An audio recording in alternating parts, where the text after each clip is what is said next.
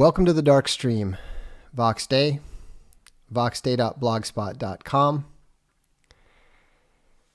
Welcome to the reprehensibles, to the unauthorized, to the VFM, to the Dreadilk, and of course to the Bears. Now we're trying a new experiment tonight. I'll be interested to find out if people are able to watch this on unauthorized or not. We've got a new system going on. They've updated unauthorized, and so we're looking and seeing if we're able to successfully stream through it while we're also streaming through YouTube. It looks like we had a couple drop frames initially on unauthorized. So we may be having some trouble there, but it's brand new, so we'll have to see. Only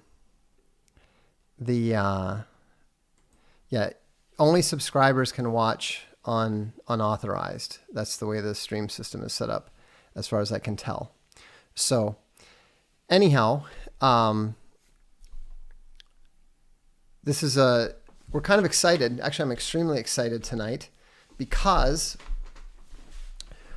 we just got a really good ruling with regards to the arbitration, and so that battle is going well. We're also taking some steps to get the chat cleaned up.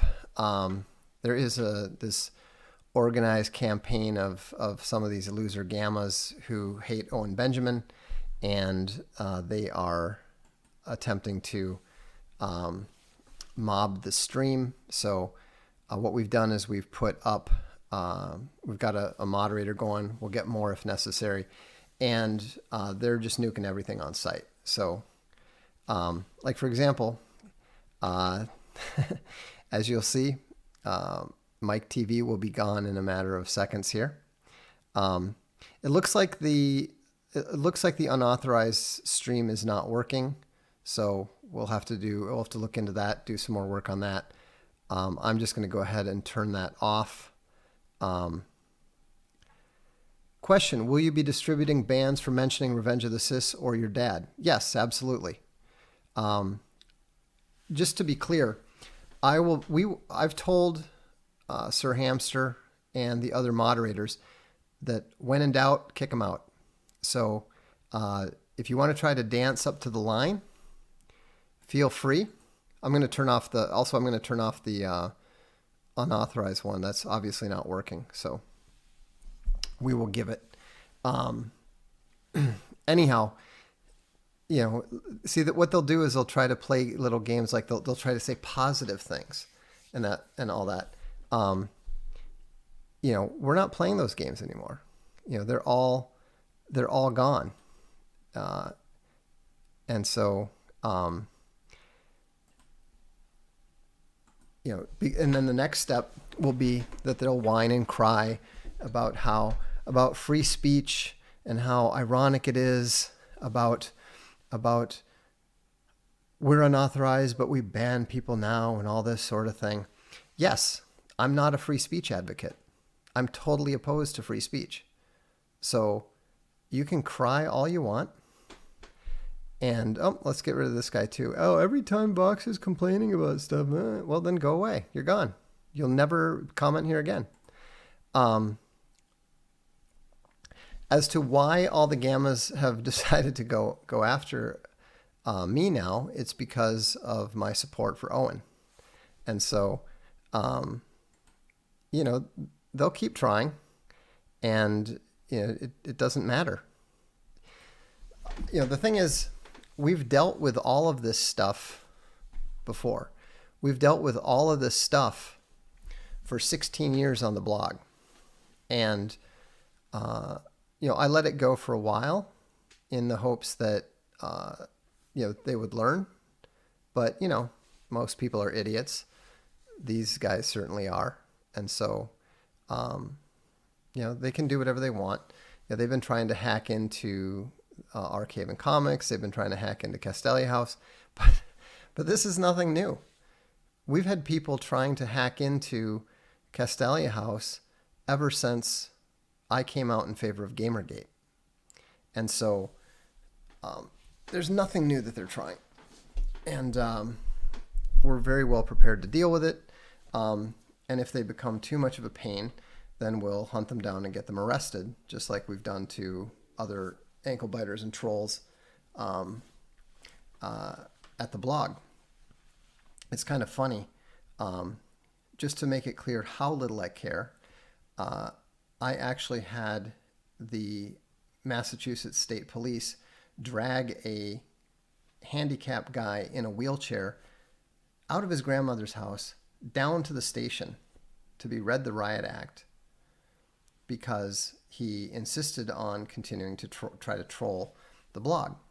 So most of what they're doing depends on the jurisdiction, but in most jurisdictions, what they're doing counts as cyber stalking, and it's relatively easy to get them arrested once you can identify them.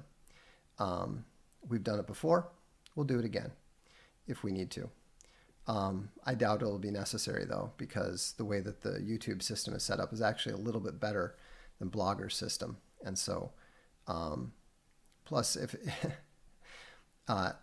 they become a particular pain, of course, I've got really good connections at Google. Why do you think I'm still there? So anyhow, we'll just do what we have to do. It's not a problem. My usual philosophy, in case you weren't aware, is to try to be reasonable, to give people a chance to rethink their actions and stuff. But once I start acting, I don't stop. And so, one of the things I'm most known for is beating dead horses. And so I have no problem whatsoever, setting the 500 VFM on them and doing whatever we need to do. What's a little bit, I guess, mildly annoying is that it would be nice if people would pay attention to the fate of those who have gone before. There's a reason why you don't see certain people who are very influential in the science fiction world ever talking on social media anymore. There's a reason why publishers pay attention to what we want. There's a reason why even the biggest social media companies back down when they start messing around with us. There's a reason why Indiegogo is going to end up settling rather than go out of business in the next few months. These are just facts. So, but let's talk about the trade war. Now, I don't know how many of you have watched my 2 Voxiversities on trade war, free trade, and actually I guess it's 3 Voxiversities on trade war, free trade, and the concept of tariffs in the context of the U.S.-Chinese relationship. But one of the things that I said back in 2018 when Trump started talking about tariffs for the first time and they first reported that he was intending to pass some tariffs, which he subsequently did. I was actually asked to comment on that on Chinese English language television, which I did, and you can see one of my appearances as one of the Voxiversities if you're interested. But I told people at the time, and a lot of people were very skeptical, that a trade war was absolutely in the interests of the United States. And this was very difficult for people to understand, but it's very simple. The way that GDP, gross domestic product, is calculated and the way that economic growth is measured is a simple formula that is C plus I plus G plus X minus M. And what those what those symbols stand for, what those letters stand for, is consumer spending plus investment plus government spending plus the net of exports minus imports. That is your economy. That's the size of the economic activity taking place in your political entity. And so, because the U.S. has been running such a significant trade deficit in general, and because the U.S. is running a significant trade deficit with China specifically, that means that any amount of reduced imports is going to necessarily grow the economy. And that's why this is what we've seen happen ever since Donald Trump first launched the trade war. Look at this. This is real GDP from 2015 through the first quarter of 2019. Now, I don't remember exactly when the tariffs kicked in, but I told people it's not going to trash the economy. It's not going to harm the economy at all. In fact, it's going to help the economy grow. And sure enough, in Q1, they had 3.2% growth, which is excellent and is nearly as high as we ever saw in the 8 years under Obama. So this is why the Chinese are so angry and desperate. Let me read you something that the Chinese said. Why can't I get this here? Okay, there we go. This is something that the Chinese were saying when they were forced to confront what's happening. Beijing calls for a people's war against the U.S. as Trump threatens tariffs on another $300 billion of Chinese goods in all-out trade battle. In a series of editorials and op-ed articles published Monday, Chinese state media slammed what it labeled the Trump administration's greed and arrogance and called for a people's war against it. Beijing's state-run media effectively serves as a mouthpiece for the Communist Party. The most important thing is that in the U.S.-Chinese trade war, the U.S. side fights for greed and arrogance, and morale will break at any point. The Chinese side is fighting back to protect its legitimate interests. The trade war in the U.S. is the creation of one person, one administration, but it affects that country's entire population. In China, the entire country and all its people are being threatened. For us, this is a real people's war. Now, the thing that is so obvious about this is that this is something that frightens the Chinese. This is something that really upsets the Chinese. Why is that? Because a trade war like this will benefit the U.S. economy. It will cause the U.S. economy to grow. The free trade system, it's not truly free, but the relatively free trade system that we have with China is very, very deleterious to the U.S. economy and to the U.S. workers.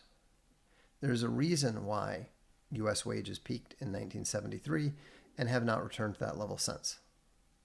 And so the reason that the Chinese are raging is because they know they're going to lose this trade war. It's one they can't win. It's going to have a tremendously negative effect on their economy while it's going to boost the U.S. economy. And I guarantee you that Donald Trump knows this. He's much more together when it comes to economics than any U.S. president of my lifetime. And, he went to the Wharton Business School. He understands this stuff much better than the average person, much better than the media. And frankly, he actually understands it better than a fair number of textbook dogmatic economists who somehow have forgotten Macro 101, Macroeconomics 101, C plus I plus G plus X minus M. They're so wedded to their absurd Ricardian free trade theory, which is completely wrong and has been completely disproven, both theoretically and practically, that they just regurgitate it. Larry Kudlow, who's, I believe, what is his position? I'm not even sure what his position is, but he's a administration official in the economics area, and he's saying, well, a trade war will have negative effects on U.S. consumers. Yeah, it will have some minor negative effects on U.S. consumers, but it is going to benefit U.S. workers who are also U.S. consumers. It's going to benefit U.S. corporations, manufacturers, and it's going to benefit the economy as a whole. No nation in history has ever gotten wealthy through free trade. Free trade tends to be a late imperial dogma, and it tends to be something that helps finish off the nation and render it weaker, and it is a form of exploitation. So I'm really heartened as an economist by the fact that the U.S. is finally moving away from the cancerous concept and policy of ever freer trade and is moving more towards protectionism, tariffs, and so forth. Obviously, there's still an awful lot to do on the labor mobility aspect, which is also known as immigration, but that's another matter for another time. So let me take some super chats now. See what we got going here.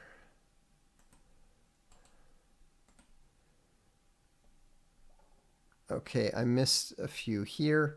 How badly do you think Amazon will screw up the Lord of the Rings show trying to copy Game of Thrones?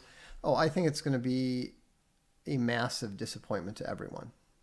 I don't think it's going to be quite as dumb as a Game of Thrones has turned out to be at the end, but we'll see. Sergei wants to get banned. He says, your magnum opus, hot dish or techno jihad? I would say that in terms of game-wise, the best thing that I've designed so far was, and he later released it under basic pleasure model. I answered this question via email, but I'll answer it today in case anyone else is interested. G wanted to know, do you have a certain approach to writing? Yes, I do. And the main thing that I do is I create the situation, I create the characters, and then I basically just throw the characters into the situation and let their actions determine what happens. It's the exact opposite of what the Game of Thrones directors were doing recently, because they were moving around the characters in the story. Was it just boring? It was more just boring. It had some subversive feminist elements, but they weren't too bad. Sergei's still trying to troll. You can keep throwing money at me if you want, but I'm not going to read your questions. Go complain about that now. Stacy F sends in $2. Thank you. And then adds, Ned Stark kept the secret of Jon his whole life. Sansa blabbed in 5 minutes. I question that she is even his daughter. Well, I think that it was important to Ned Stark, whereas the reverse was important to Sansa. I don't think that you can put that on her in that regard. Mark Testa, do you own any Bitcoin? I don't answer questions like that. Double No Pickle says Deus Volt. Indeed. Freedom or War says, my wife loves you, must be attracted to fighters. We are attractive.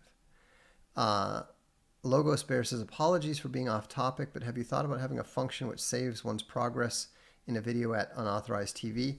Yeah, that they're working on it right now. they're going to add that. What they did just add is they just added the ability to play from speeds of, I think, half speed to twice speed, and they've got the full range of, I think it's like 1.25, 1.5, 1.75, 2. Because tomorrow we are going to add a new feature and a new creator. For 10 to 15 minute presentations, he's answering questions. He's talking about the history of comics. He's talking about his experiences writing Batman, creating Bane, talking about some of his books. He's actually recorded a surprising number of these already. So I think we're going to be showing 2 of them a week. They're going to be for subscribers only. And we are going to have a Legend subscription that is designed to directly support Chuck Dixon. And so, I've been working with him a lot the last year or so. It's been a real privilege. It's been a tremendous learning experience. And if you haven't read Chuck Dixon's Avalon yet, I'd highly recommend that you check it out at some point in time. We're also working together on a couple other big projects that I can't talk about yet, but we're looking forward to introducing them, just like I'm looking forward to introducing this tomorrow. The first episode is going to be free for everyone, just so people can get an idea of what it is, and then otherwise it's going to be for subscribers. So very excited about making that available to everybody. It's kind of amusing because one of the themes that they've been trying to push, one of the things they're trying to push is that when we talked about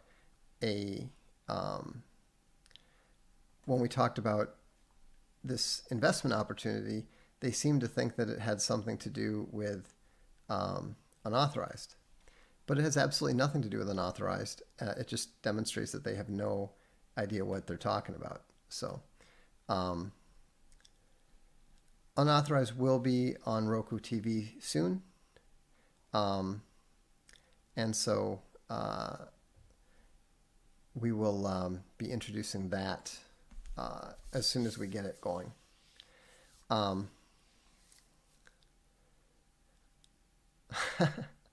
Okay, this is amusing. The DZ says, Vox, I wouldn't trust anyone asking to be a mod. The Gammas have proven they will pay money to get on your good side just for a chuckle. Some may even appear to be nice, just FYI. You clearly have no idea who I am. I mean, that's fine. There's no reason why you should know who I am. I have 535 vile, faceless minions. I know who they are. They do what I tell them to do. I'm not letting anybody be a moderator because they want me to. I put out a call on the blog and I said, I want VFM to be moderators on the chat. They promptly responded and I assigned a few of them to it. So, I mean, I've said this earlier, we've dealt with this before. I'm used to Gammas coming to volunteer and wanting to work with me. That's what they do. And we don't allow them to do so. It's very, very easy to smoke them out. All you do is that you give them something little to do. They never do it. Ever. And then you nuke them. You don't let and they'll come back and they'll say, oh, but I really want to help. And I'm really sorry. I didn't manage to, get that done last time, but blah, and I just say, sorry, we have other volunteers. Spice Bear says, what is the difference between a VFM and a reprehensible? A reprehensible is somebody who regularly watches the Darkstream. The VFM are the vile, faceless minions. They are sworn to mindlessly obey their Dark Lord. I didn't ask them to. They were very much aggressive about that, and I use them basically as, let's say, special ops. So it's you don't become a VFM. I have all the VFM I want. I have all the VFM I need. And so Robert Clement says, it sounds like a cult. You're not the first person to make that observation. The Dread Ilk are the hardcore fans, the hardcore readers. So,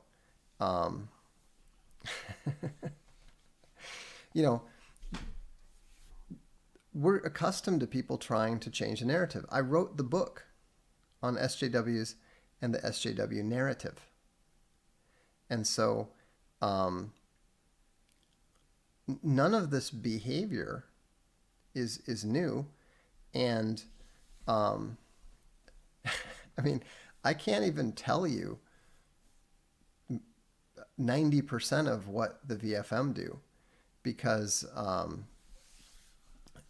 that would reveal some of the things that have happened in the past 5 years for apparently no reason. So Essagram says, hey Vox, I got Grow or Die and Compost Everything for Mother's Day. They're awesome. By far my most entertaining gardening books. Happy late Mother's Day to Space Bunny. Thanks very much.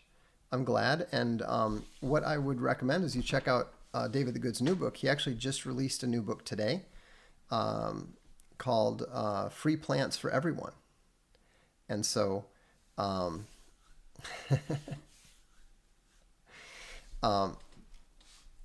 it's a good book, and it's actually got 10 original illustrations. And we also have a book coming out from John Moody, who is apparently a very serious expert. Free Plants will be in paperback in about a week. So, LRN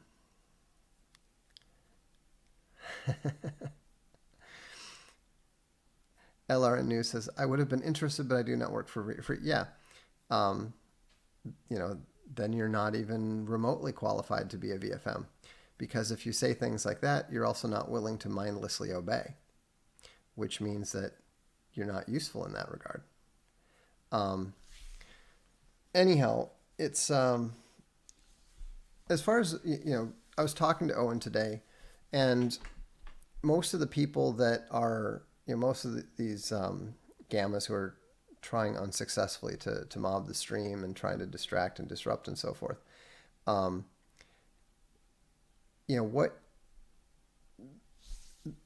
these are people who, for the most part, used to be fans of Owen, who have turned against him for some reason. This is what gammas do, and this is what you have to be aware of and be careful of, because what they do is they're very enthusiastic about you. They're overly enthusiastic. That's always the first sign, is that they come to you and they, oh, I love your stuff so much. It's so great. It's totally changed my life. And you're just thinking, okay, there's something wrong with this guy. There's no reason to be that positive. All right, ban CJ Coleman. I thought we weren't allowed to mention Owen. You're not. I'm not you. You're a nobody. So, anyhow, so they come in. They're all enthusiastic. They want to be your best friend. They tell you how much how much in common you have, how much alike you are, and all this sort of thing. And then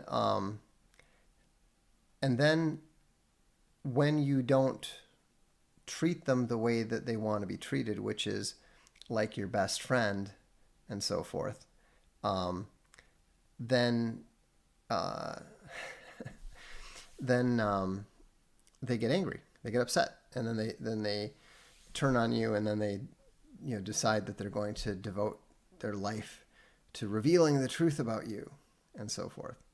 So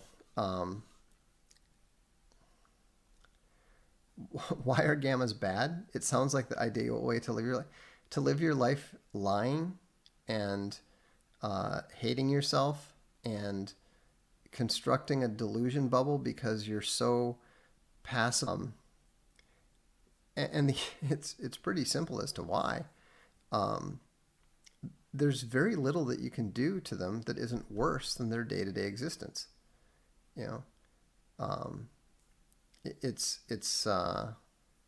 It'll be like this for a little while, and then they'll go away. This happens on a regular basis. I mean, I've had this sort of thing happening since 2001. I mean, this is totally trivial. If you want half literate English, so that's important. On the programming element, my main role when I'm working as a producer, not as a designer. There's a big difference between designer and producer. Keep that in mind. But when I'm working the producer role, what I'm usually focused on is pulling the programmers back from time to time to make sure that they look at the entire forest. Programmers have a real tendency to get lost in the tree. And this is true of all subject matter experts. Programmers, because they're more intelligent and they're involved in something that's a little bit more esoteric than the norm, are a more extreme case of it. But you see the same thing in lawyers and other people involved in other people who are experts in their subject. It's very, very easy for them to forget what the point is. They're so focused on the task, they're so focused on solving the task at hand that they forget what the point is. And so, I don't care what the language is. I don't care, what libraries they're using and so forth. That's really up to them. And specifically up to the CTO or the director of programming or whoever the responsible party is. But as a producer, what you want to do is you want to make sure that they stay on track as much as possible. Now, most games are late. At Fenris Wolf, we actually had a really great reputation because we were always on time. And that's one of the reasons why we got the Intel deal, because out of the 15 companies that Intel had contracted with to do games for their MMX, Ubisoft and ourselves were the only two that actually managed to hit the deadline. And when you're dealing with hardware bundling deals and stuff, they're going to ship on their ship day. They're not going to wait for you.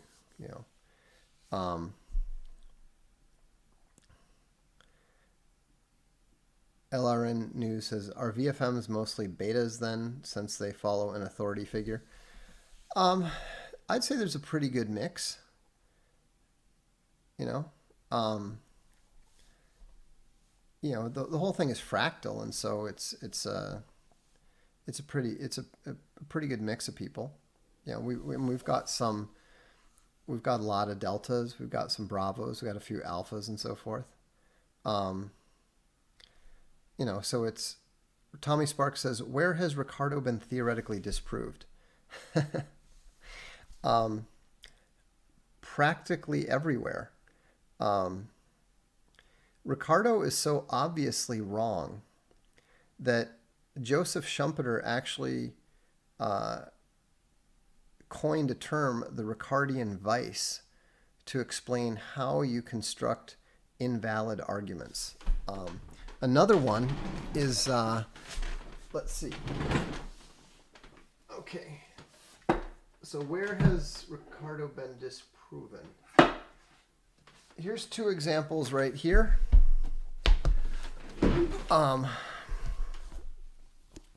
Free Trade Doesn't Work by Ian Fletcher. He's got 7 specific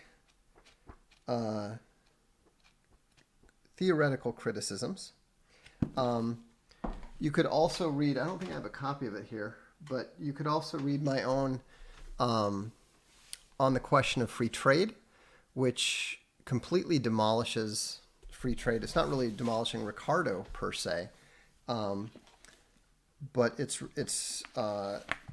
demolishes free trade in general. And let me see here, what page is that on? This is one of my favorite quotes in all of economics. I'm delighted that you asked the question. Let me see here. Ricardianism. That's Ricardianism, not Ricardo.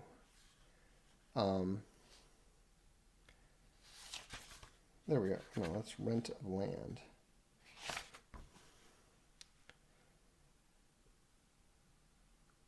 This is the problem when you're used to reading ebooks. You don't tend to... Opinions on... Treatments of Ricardo's value theory. I can't find it. Anyhow, it's really funny because he talks about Joseph Schumpeter, great economist. Anyhow, he talks about what Ricardo does is he boils away every variable and then he boils away every variable and then reduces it to a single variable and then claims that everything's dependent on that. It's totally wrong. You know, he said that this is such a terrible and invalid form of argument that he actually named it the Ricardian vice. And so, it's just a total non-starter. There's literally nothing correct about free trade theory. Ricardo was completely wrong. There's no question. And the thing is that a lot of people knew that he was wrong at the time. And Gamma passed a patrol, you're banned for lying. Oh, he already got you. Bob Murphy did not mop the floor with me. In fact, Tom Woods is much more against free trade now than he was before as a result of that debate, because Bob Murphy didn't say anything that I and Tom Woods didn't know. All he did was regurgitate textbook free trade argument. He didn't even begin to answer the critiques of free trade that I raised. He never addressed labor mobility, not once.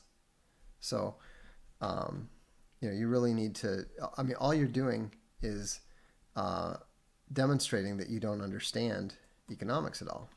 So, am I recommending mercantilism? No, I'm not recommending mercantilism. I am recommending, mercantilism is a very specific system. Spider-Bit, actually free trade within the country has its own problems too. That's one of the reasons why families don't stay together. Even free trade within the country comes at a very serious price. Now, we could argue whether it's worth it or not, but just don't think that it is uniformly beneficial.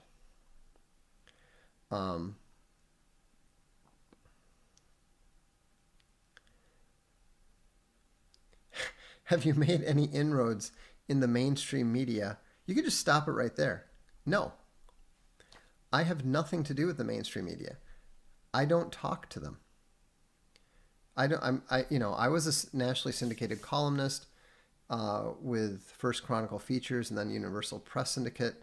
I was in 13 papers, including the Boston Globe, the Atlanta Journal-Constitution, the San Jose Mercury News, and the Dallas, whatever it is, briefly. I was in the other ones for a lot longer. I think I was only in Dallas for a couple of weeks. But the interesting thing is that, I haven't spoken to the mainstream media in over a year. They've even largely stopped trying to request interviews with me. I still get, a fair number. I get a couple a week, and I'm going to start getting a lot more mainstream media requests very soon, which I'm also going to turn down. But so I'm not making any inroads in the mainstream media at all. Binks has a good point. Imagine if these ankle biters devoted such energy and care to useful efforts. But that's the thing about gammas. They can't, because they always need to devote their energy to things. Guys who have been banned tonight, I would be willing to bet that none of them has ever been punched in the face. Or what's going on with KMFDM? I have no idea. I haven't talked to Sasha in 20 years. So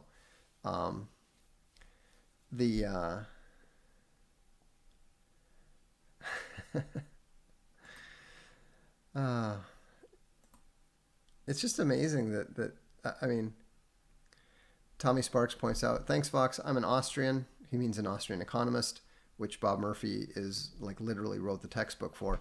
And he said, I thought you won the debate with Bob Murphy. Yeah, I thought it was pretty obvious. That's why I thought it was so bizarre that they that some people were trying to claim that. See, it's so funny that now what they're trying to do is, Capiche, we already know who you are. Anyhow, now they switch to trying to hide themselves. Now they're trying to say compliments, but then work a little thing in so that their friends know that it's not really a compliment, because they're being tricky and clever. And so now they're trying to be trying to be like General. You seem less focused today. I'm not less focused today. Are you kidding? We just won a very significant legal battle today. So Duralex Sedlex has a good point. Gammas lash out at everyone around them because they hate themselves and they don't have the guts to draw a hot bath and open up a vein. Blown Gasket said it'll be members only by next week. Yeah, we're going to go to members only. I wasn't planning to. I was intending to leave it off, but at this point, we'll just go to members only. I have no interest in this kind of chat. So, anyhow, so do we have any questions? Oh, I need to do this super chats. I think I missed a few. Okay, are you advocating for mercantilism? No, I'm not. I'm advocating for whatever happens to be in the national interest. Slamurai Jamdown says, what is important to consider when designing an RPG? I'm not the best guy to answer that question because I've only ever worked on one, and Julian LaFay, well, actually that's not true. I guess I've worked on two, but with one of them I was just designing I was focused on multiplayer and a specific task. And then the other one, that was the Traveler RPG. But when you've got both Mark Miller and Julian LaFay working on it with you, you don't actually do much in that regard. Specifically in terms of character progression and battle system. Also, if you need more mods, we'd be happy to ban gammas. Thank you. Actually, it might be nice to have somebody who's not VFM being a part of it. Get a true reprehensible on there. Anyhow, in terms of character progression, the most important thing there's two different school of thoughts. One is linear sort of a linear progression, and the other is a geometric progression. I think the geometric progression works better if you have an open world. I think a linear progression makes sense if you've got a limited world. With regards to the main thing to remember with the progression is you can't just assign the numbers randomly. You need to be aware of what they do. So one of the problems that Age of Conan had when I did some work for them is that they actually had a fundamentally broken RPG system. It didn't matter what your rating was. The maximum effect that your rating could have on your performance was about 2%. So they essentially had a role-playing game that had no meaningful advancement. And so that was the very first thing that I recommended that they fix. In fact, ironically, they'd actually asked me to join the board of Funcom. But when I looked at what they're doing, I said, you don't need me reading your balance sheets and stuff. You need me fixing your game. So that was an interesting experience. Speaking of comics, what's the current release schedule look like? I have no idea. We're going to get Alt Hero 1 through 6 Omnibus out very, very soon. Alt Hero Q #1 out very, very soon. We've got Quantum Mortis 5 and 6 done that we need to get out. We've got Swan Knight Saga 1, 2, 3 pretty much done. So those are the next ones coming out. Plus, I think we've actually got 1 or 2 Avalons done already too. This Indiegogo thing has really sort of impacted our release schedule there. Freedom or War says the VFM are axemen. I love it. They can be. Some of them are. Some of them are more, knife in the back in the dark in your bed sorts. But it all depends on what the job is.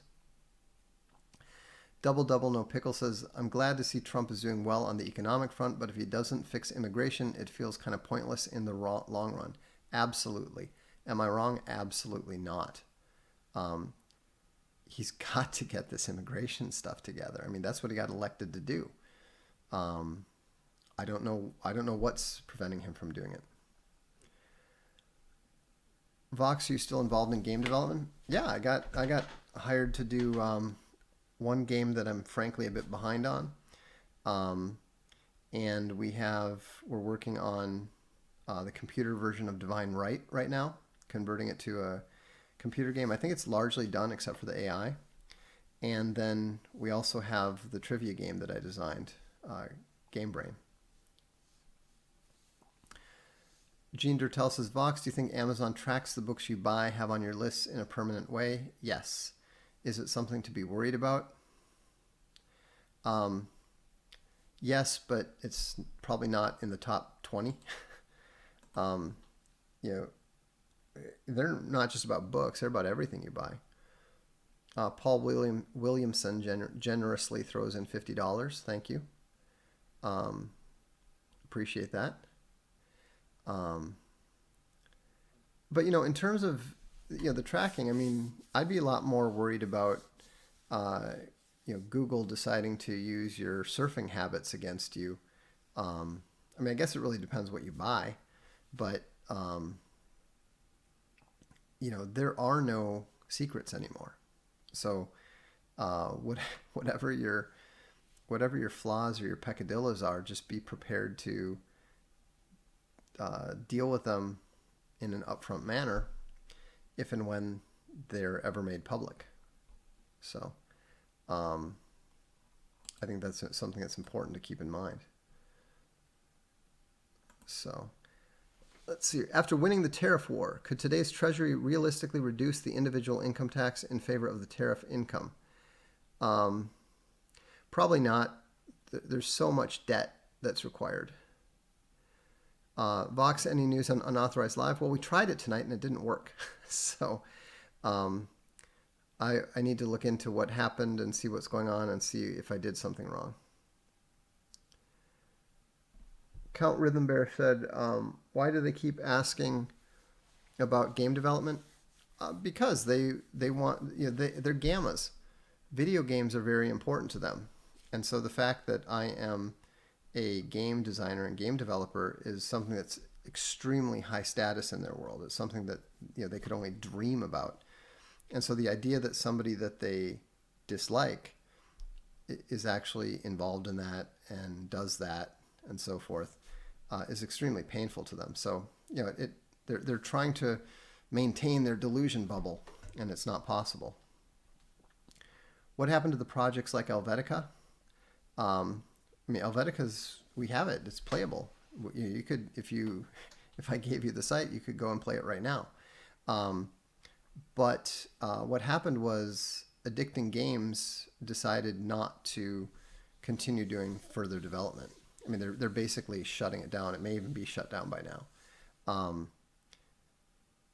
We had an arrangement. They paid us to develop a virtual payment system that they could then plug into all their games, and we were actually signed to do 5 games with them. We got Helvetica done, and then the whole thing fell apart because they changed their strategy and just decided to milk it as a cash cow instead.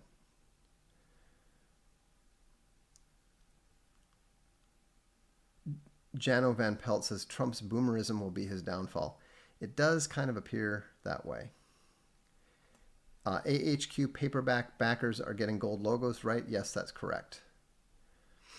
Pigeon says, I really want to play Divine Right. I keep hearing it on the stream. Yeah, I mean, it looks really great. It's we're quite happy with it.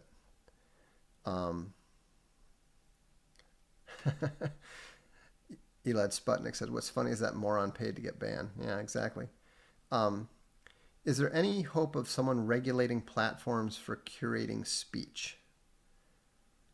Probably down the road at some point.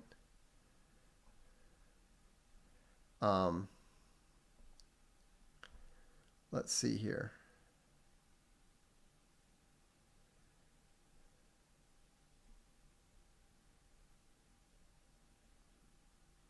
Are you talking about that Conan game that was on PS4 for free last month? No, I'm talking about the MMO. Unless they put the MMO on or something.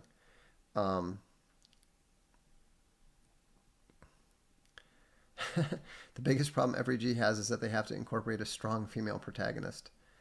Well, they don't have to, but they seem to feel they do these days. Geotus should appoint someone to deal with immigration and make it clear to anyone who can't work with them should put in their resignation or have it put in for them, jump COC, and get fired, period. I would tend to agree. Absolutely. But, what do you do? Oh, Conan Exiles. Yeah, no, this was before Conan Exiles. Any games for PS4? No, I haven't done any PS4 work.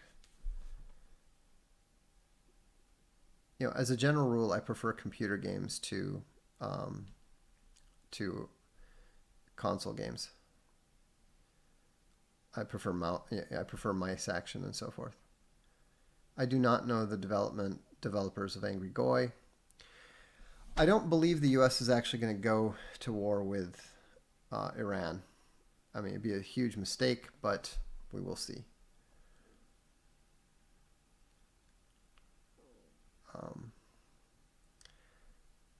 Jilly Bear Lawson says, I am reading The Last Closet. Thank you so much for recommending it, Vox. My initial fear of the content due to past childhood issues were for naught. Moira Greyland is an excellent master.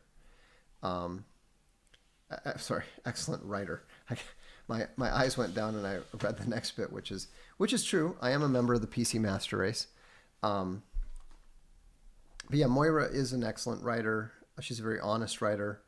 It's an incredibly brutal book, especially if the topic is something that you're not at all familiar with. But yeah, you can't really understand the non-limits of evil until you read something like The Last Closet. It's just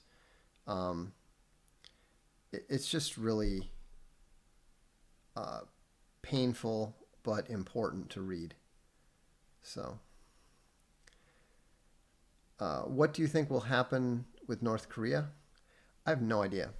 Um, I thought that they had some good possibilities for some sort of deal, but the neocons got involved, and so much for that. I do not watch Rob Zombie movies, although I do like some of his music.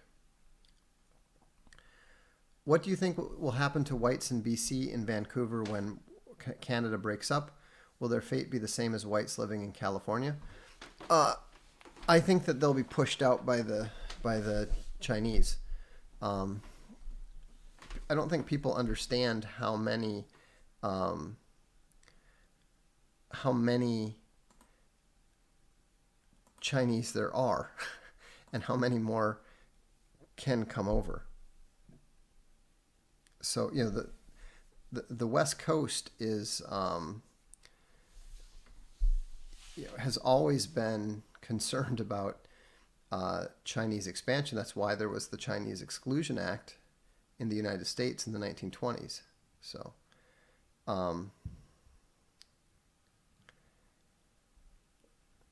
Bully Bear says, we need a members only chat.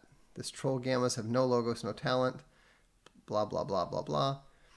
Yeah, I mean, we're going to go, as it's obvious once I get to 30K, we will have to go to the members only chat.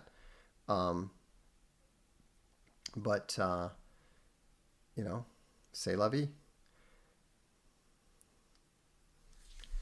Embarrassment, the risk of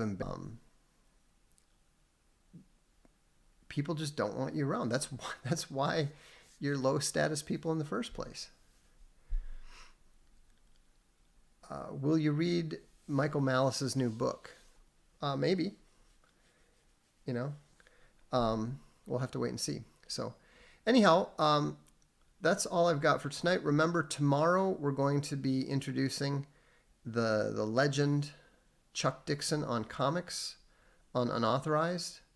It's going to be for subscribers only. So, if you haven't subscribed to Unauthorized yet, I would encourage you to do so. And you don't need to have a specific Chuck Dixon subscription to get his channel, his program. Any subscription will give you access. Thanks for tuning in. Good job, Sir Hamster.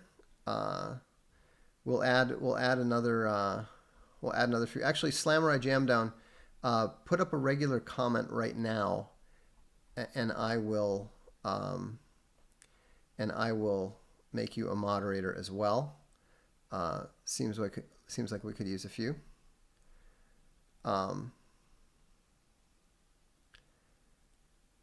Let's see here.